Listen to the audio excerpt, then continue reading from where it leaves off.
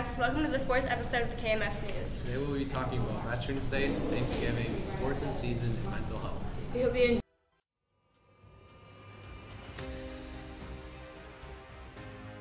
Stop wrestling in the hallway, wrestle in the wrestling room, and join the wrestling team. Are you going to join wrestling? Because you should and you will. In today's episode, we are going to be talking about the history of wrestling and how you can get involved with wrestling at our school. The history of wrestling is recognized as the world's oldest competitive sport. Cave drawings of wrestlers have been found dating as far back as 3000 BC. The sport was introduced into the ancient France Olympics in 708 BC, right after the game's history began. The first few traces of development of wrestling date back as the times of the Sumerians 5,000 years ago. Wrestling was the oldest and most basic form of recreational combat, traces its originality back to the dawn of civilization.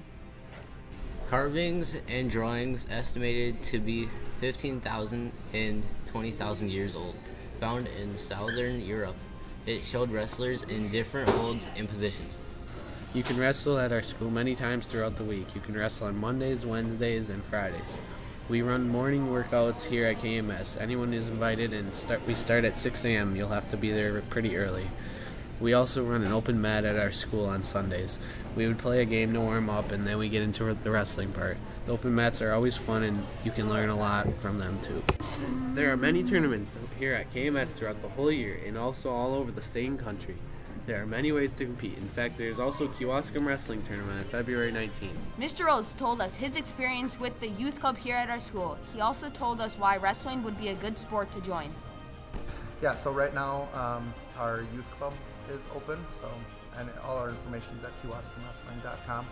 Our youth club is registering right now. It starts in December, so that's an option. Kids train 3 days a week, just like the Gridiron football team. We interviewed a former KMS student, Ethan Immel, with his experience in wrestling.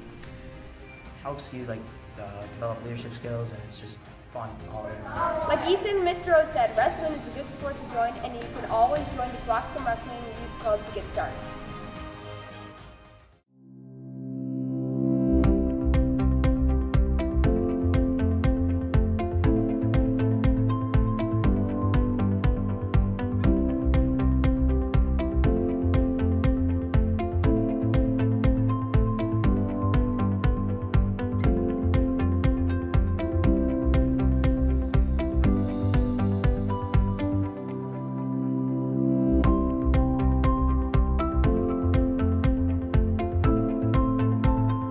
Pass the turkey.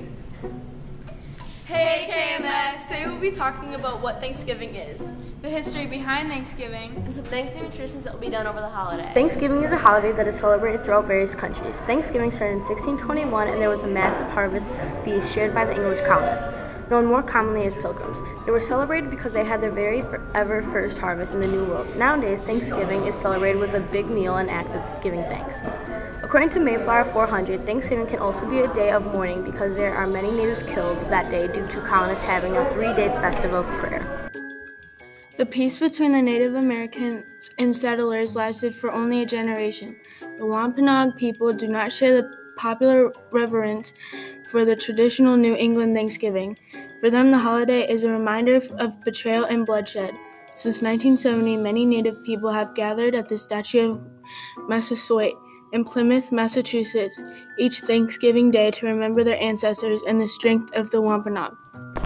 Some of the most popular Thanksgiving traditions in recent years are watching the annual Macy's Thanksgiving Day Parade, breaking a wishbone, eating a Thanksgiving meal, watching football, or running a turkey trap. According to the survey, turkey is the most popular Thanksgiving dish, along with mashed potatoes, stuffing, and rolls were some of the top choices. According to a website called Little Things, an old Thanksgiving tradition was retelling the Thanksgiving story. First, Mrs. Tim told us about her Thanksgiving traditions. My traditions are going to Madison to visit my husband's family, and then we come back home and go to my aunt's house in Richfield. We make a lot of desserts, and then we eat and we play sheep's head till like 2 in the morning. Then she told us what she's thankful for this Thanksgiving. I'm thankful for my husband and my 2 kids. I love my family a lot, so I'm very thankful for them. The next person we asked was Jackson, and we asked what he's thankful for this Thanksgiving. Thankful for my friends and family for taking care of me. Jackson also told us what his favorite Thanksgiving food is. My favorite food during Thanksgiving is chicken. What does a turkey eat for dessert? What? Peach cobbler. That was funny. But what do sweet potatoes go to bed? What? Yammies. That was a good one, Izzy. Listen to this one. What makes cranberries go red? What? Seeing a turkey dressing. It has inspired many traditions that have changed throughout the years. Thanksgiving is celebrated with meals, watching sports, parades, and many other passed down traditions that are celebrated to this day. Most people sit at a table and feast on turkey, while sides of mashed potatoes, stuffing, varieties of vegetables, and much more. It dictates many traditions that kids at KMS commemorate. If you don't have a family tradition, you should start one.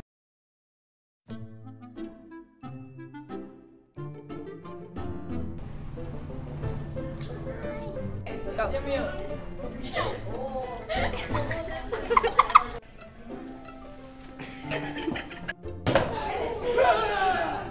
Hey girlie, how you doing?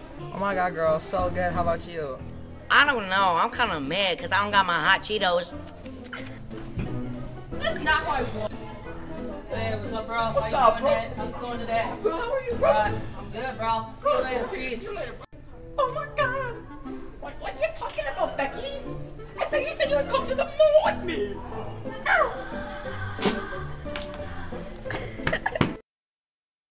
Yeah, bro, math is so important. Yeah. Hey, Valencia, do you know anything about mental Yeah, did you know that a lot of people in America have mental illnesses, including teens? Wow, I didn't know that. And when I read this article called Depression Symptoms in Teens, it stated that about 20% of all teens experience depression before reaching adulthood. Wow, that's crazy. Mental illnesses has changed a lot from the past.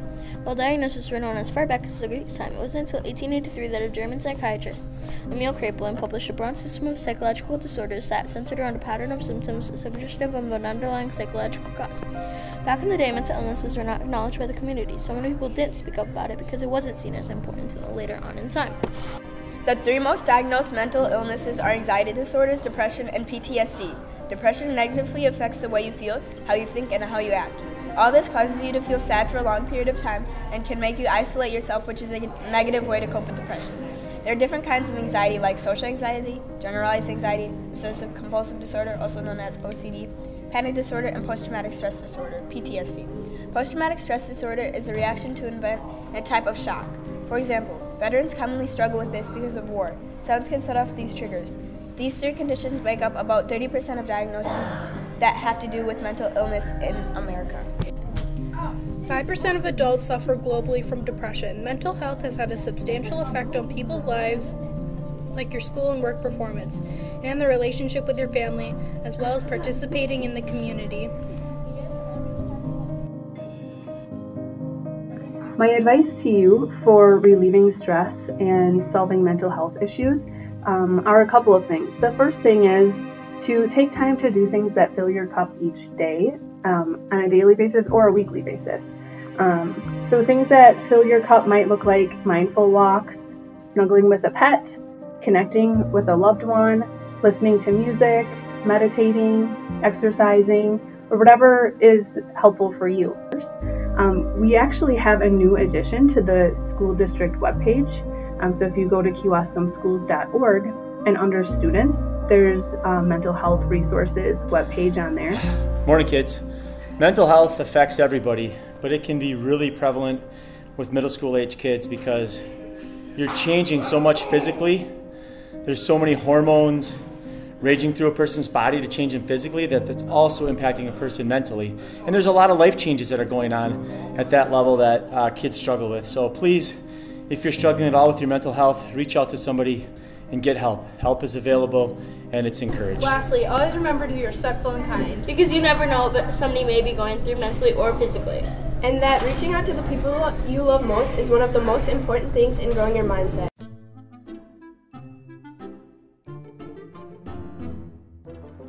Passing the Chromebook to someone who got such a bad haircut they had to get a buzz cut. I'm passing the computer to whoever breaks their arm every year. Passing the computer to someone who has the same haircut since 2nd grade. Passing the Chromebook to someone who wears a lot of hair gel. I'm passing the Chromebook to somebody who's really short. I'm passing the phone to someone who has really fluffy hair. I'm passing it to a short teacher.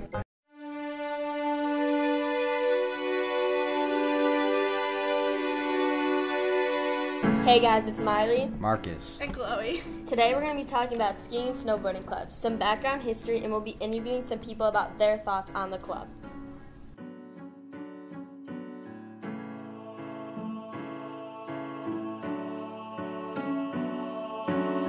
Here are some of the things you need for ski and snowboarding club. Skis, poles, bindings, ski boots, ski helmet, ski jacket and ski pants, gloves or mittens, and some goggles. We'll be interviewing Harper and Reagan about if they either ski or snowboard and what their favorite part of the club is.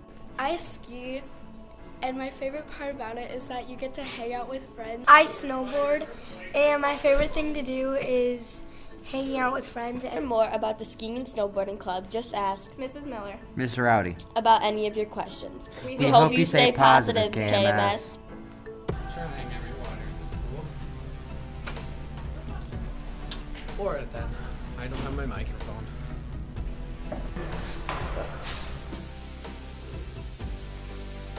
.5 out of 10. 1 out of 10.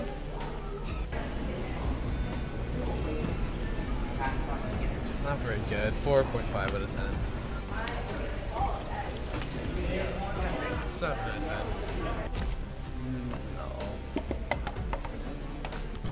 Hey KMS, I'm Autumn. and I'm Riley, Today we're going to be telling you guys about Thanksgiving desserts. and how to make your own turkey treats. Let's get started. Some popular desserts for Thanksgiving and fall are pumpkin pie, apple pie, pudding, and cobbler.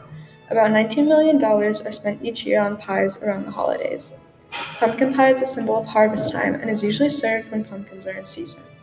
At the first Thanksgiving, the first dessert that they ever had was cornmeal pudding sweetened with dried strawberries and grapes.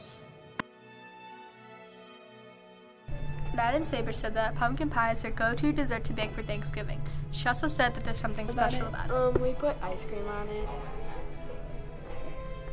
Let's see what Tyler bakes.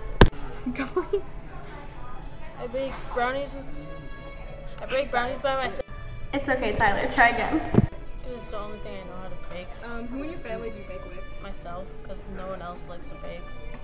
Okay. Today we're going to be making candy turkeys. Sorry if you're hungry. We don't care. Okay, what you'll need is Oreos, candy corn, mini Reese's, dyed frosting, chocolate frosting, Whoppers, and candy eyes. The first step is to glue the Oreos together. Glue the Reese's sideways to the bottom of both Oreos. The third step is to glue on a Whopper for the head. Then add 3 pieces of candy corn in between the top Oreo. Then use 2 pieces of candy corn for the wings. Then glue on 2 candy eyes. Next, use yellow dye to pipe your turkey's legs and beak. There's your turkey. Happy Thanksgiving, KMS. Enjoy the holidays. And a big fat belly. Happy birthday to you.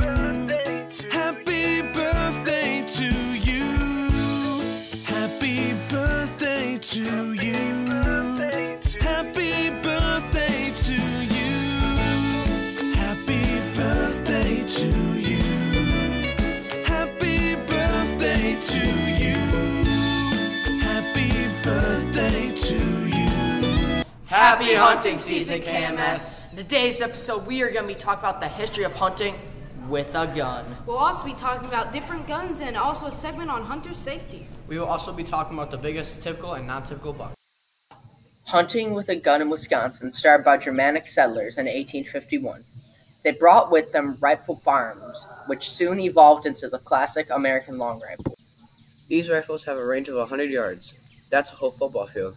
Rifling was developed in Germany in the late 1400s and early 1500s. Modern way to hunt a deer started in the early 1800s. Even earlier than that was the Native Americans with their tribal traditions such as eating the heart of the deer. Here's one type of gun that Kingston uses.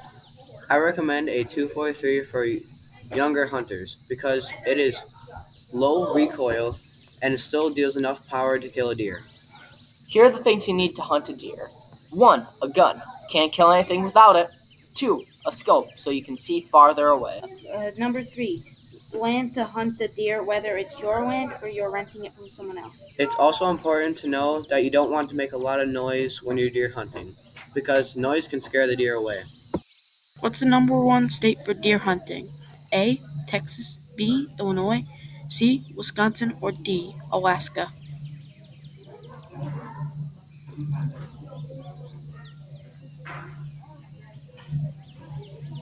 The correct answer is C. Wisconsin. Wisconsin is well known for its deer hunting and just hunting in general.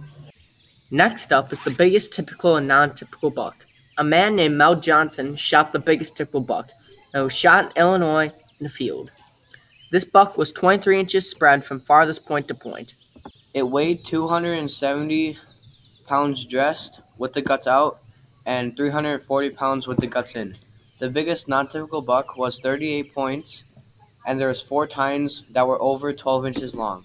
118 students at Kewaskum Middle School have gone hunting at least once, or 44%. If you want to learn more about hunting, ask a family member who goes. Maybe even ask your friends. If you really want to get into hunting, take a hunter safety course. One place you can get your hunter safety license is an hour and a half away in Madison. They'll teach you all the proper ways to hunt, and hopefully you'll come back next year for hunting season. Have a happy hunting season, KMS. Good enough. Hey KMS, today we're talking about the history of Veterans Day, The difference between Veterans Day and Memorial Day, and the branches of the military. Veterans Day became a holiday on November 11th, 1919. Back then it was called Armistice Day. It became a holiday to celebrate the end of World War I. President Woodrow Wilson was the founder of this holiday. Many people get Veterans Day and Memorial Day mixed up. We are here to tell you the difference between the two. Veterans Day is to thank all the veterans who are serving to protect our country. Memorial Day is celebrated in remembrance of those who fought for our freedom and safety. Hi, I'm Mr. Schultz, the computers teacher. I am a veteran. I was in the Army for 8 years, and I fought in the Persian Gulf War, otherwise known as Operation Desert Storm. The largest branch is the Army, and it's been around since 1775. The Army was first used to protect the 13 colonies, and now it's there to protect the whole country. The Army is important in our daily lives and our entire country. Out of the 272 responses, 207 people said that they knew people that have served before or are still serving in the military. I got stationed here at Fort Lewis, and my family was all the way on the East Coast. And because I didn't have that close-knit family so close to me, I created a new family. And those families are brothers and sisters that I served with for all that time. I am Elliot Trolls, and I'm in the Civil Air Patrol. I chose to be in this because I want to be in the Air Force when I'm older.